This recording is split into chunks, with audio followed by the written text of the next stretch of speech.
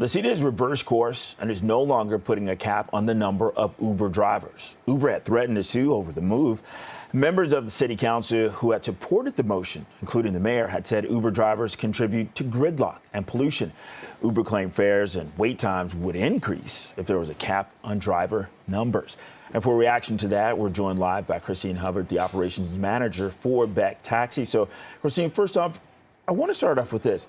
What does it mean to be a taxi driver in this city in 2023? I think to be a taxi driver, you can count on the money you're going to make because unlike an Uber driver, a taxi driver knows what their income is. The meter rate is set. And so there's no sort of discounting on their backs and there's no surge pricing at the risk of riders. But as a taxi driver, too, traffic and congestion is creating, a difficult environment for them to work in. And I think, but taxi drivers are enjoying great support these days and use the Beck Taxi app to connect with one. What do you want to say about this reversal on capping the number of Uber drivers? I think it was just a really misleading situation. I mean, even in the introduction, Uber, as always, almost threatens people with, well, this cap is going to create longer wait times and it's going to be more expensive. There was no reduction in the number of drivers. Keeping the same number of drivers that were on the road the day the decision was made, I just don't see how that equals longer wait times and more expensive fares. What's been missing from the conversation? Missing our Uber drivers' voices. So what we learned yesterday at council is that the city isn't even able to communicate with these drivers unless they're doing it through the company apps. Do you think they would be able to put out a survey to see if Uber drivers, existing Uber drivers, want to see a cap on their numbers? Of course not, because Uber and Lyft would never let that happen. What we're hearing from drivers, and there was a press conference yesterday, they are living in poverty. And the more drivers that are on the road, of course, traffic and congestion is increased, but it also reduces the amount of fares that each of them get. They spend 50% of their time cruising our streets empty. One Uber vehicle is the same as 3 personal cars on our streets. What's not being talked about in this debate?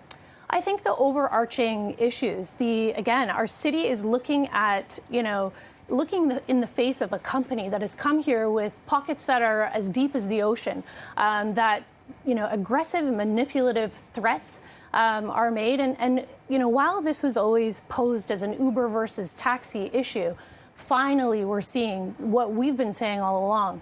Uber has come to this city and wants to own it and wants to run it, wants to use and abuse our streets, use and abuse the drivers, and they don't want any rules. And that's really what this is all about. And what about the people, the consumers who welcome Uber, who welcome the variety, who, like the idea of being able to choose their own driver, their own vehicle?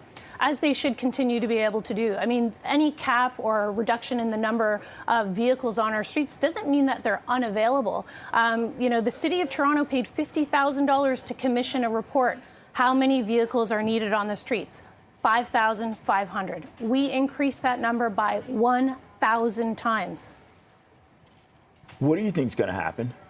I think that this is, based on what I saw yesterday, based on the, absolutely heartfelt comments by Councillor Bravo, Councillor Perks, our mayor, they are understanding what this company does. This company does not care about Uber drivers. The issue is if you're supporting Uber, you're not supporting their drivers. And while I think people enjoy a cheaper ride, the fact is, we've dehumanized these drivers, and I think we're realizing that now. And in February at Executive Committee, I think things are going to be re-implemented. What modernization do you want to see next?